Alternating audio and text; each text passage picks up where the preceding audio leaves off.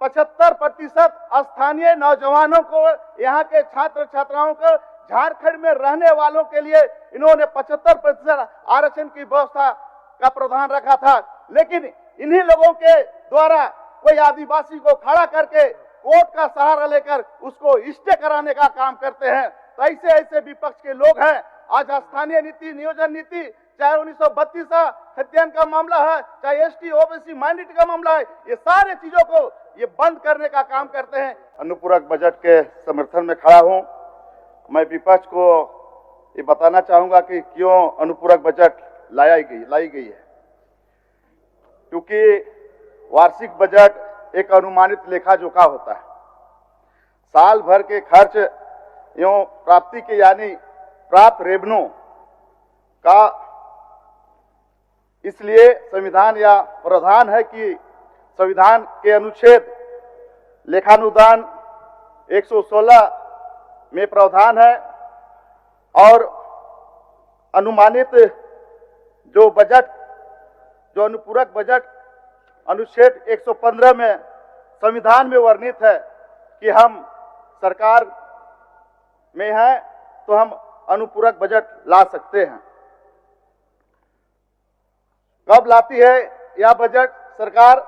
यदि किसी योजना में अधिक खर्च हो जाए, प्रावधानित राशि से और किसी दूसरी योजना में प्रावधानित राशि से कम खर्च हो तो एक दूसरे में समायोजन के लिए अनुपूरक बजट जरूरी है, क्योंकि बिना विधानसभा के सहमति से यह संभव नहीं है।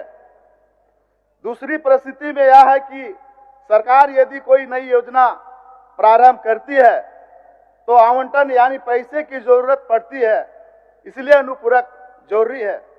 आपने देखा होगा कि सरकार दो महत्वपूर्ण योजनाएं चला रखी है। मैया सम्मान योजना, चाहे 200 यूनिट बिजली फ्री बिल का, इसलिए इस योजना का लाना, इस अनुपूरक बजट को लाना अति आवश्यक पड़ गया।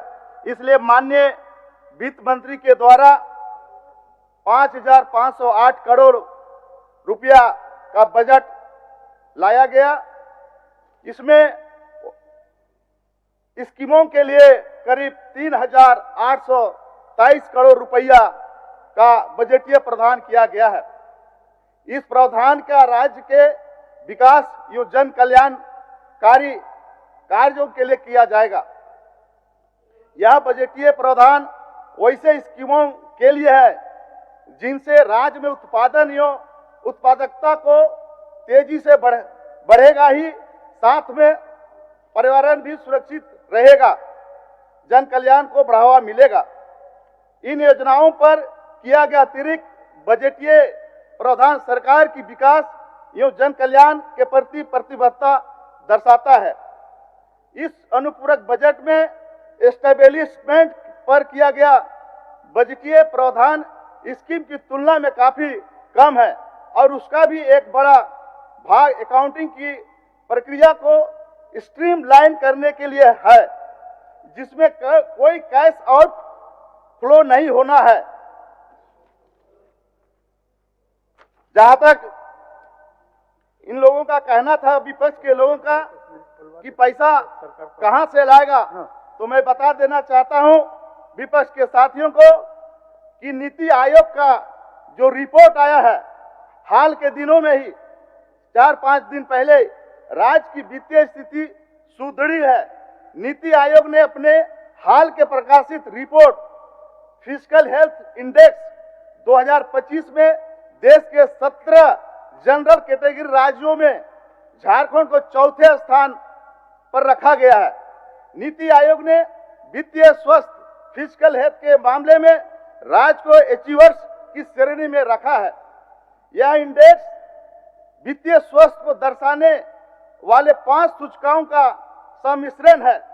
झारखंड को राजकोषीय फिस्कल विवेक, फिस्कल म्यूटेशन में पहला स्थान, खर्च की गुणवत्ता, रेवेन्यू मोबिलाइजेशन इंडेक्स में 9वां स्थान, ऋण डेप्थ इंडेक्स में 5वां स्थान एवं ऋण स्थिरता डेट स्टेबिलिटी में ये 5वां स्थान दिया गया है।